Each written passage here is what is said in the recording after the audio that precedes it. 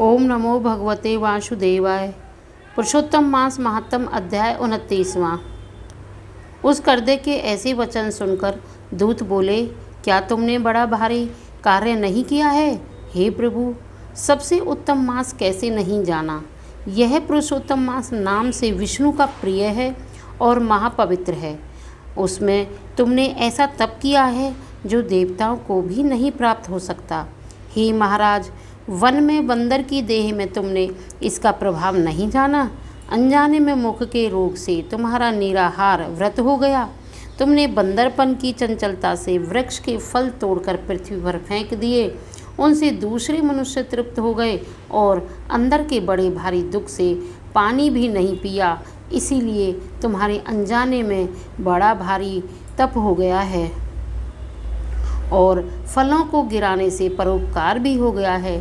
तीर्थ में 5 दिन गोते भी खाए। इसी से पुरुषोत्तम मास में तुम्हारा स्नान का फल भी हो गया। इस तरह तुम रोगी का अनजाने तप हो गया, सो यह सब फल सफल हो गया है। श्री नारायण बोले, इस प्रकार कहे हुए अपने भाग्य को सुनकर वह गोलोक को जाकर प्राप्त हो गया। श्री नारायण बोले, इस आश्चर्य को देखकर सब देवता चकित हो गए और पुरुषोत्तम की बड़ाई करते हुए सब अपने अपने स्थान को चले गए। नारद जी बोले, हे तपोधने, आपने दिन के प्रथम भाग का कृत्य कहा, पिछले भाग का कृत्य कहो। पिछले भाग का कृत्य कैसे करना चाहिए, कृपा करके यह भी कहिए। श्री नारायण बोले, प्रातः काल का कर्म विधि से समाप्त कर, फिर मध्याह्न काल की संध्या कर, तिलों से तर्पण करें। अतिथि के लिए द्वार पर देखें। जो अतिथि भाग्य से गौ के दोहने के समय आ जाए तो उसकी पूजा करें। अत्यंत भक्ति से यथाशक्ति आनंद अन्न आदि से उसको संतुष्ट करें। भगवान यम कहते हैं कि फिर पूर्व की तरफ मुख करके मौन होकर शुद्ध सुंदर पात्र में अन्न की सराहना करता हुआ भोजन करें। पहले स्वाहा के अंत ओमकार का उच्चारण कर घी से लपेटे हुए 5 ग्रासों को बिना दांत लगाए जिह्वा से निकल जाए।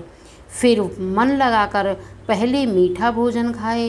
ब्राह्मण शास्त्र विरुद्ध अभक्ष्य भोजन आदि पदार्थों को ना खाए। सूखा बासी भोजन भी अभक्ष्य कहा गया है। भोजन पर बैठकर श्रेष्ठ मार्ग का विरोध ना करें। श्रेष्ठ शास्त्र के आश्रय से पार ब्रह्मा श्री कृष्ण का विचार कर फिर बुद्धिमान पुरुष सर्वत्र आजीविका ना होए तो भी एकाग्र मन होकर 2 घड़ी आत्म विद्या का श्रवण करे। फिर यथेष्ट अपना काम धंधा करे और संपूर्ण सिद्धियों के देने वाले श्री कृष्ण चंद्र का मन में ध्यान करें। सूर्य के अस्त होने पर तीर्थ अथवा घर पर जाकर पैर धोकर सायंकाल की संध्या करें। सायंकाल को संध्या करके अग्नि को आहुति देकर अनुचरों सहित अल्प भोजन कर बैठ जाएं। भोजन कर तकिया आदि सहित कोमल शैया पर जाएं। गृहस्थी पुरुष सदैव भली प्रकार से गृहस्थ के कर्मों को करें।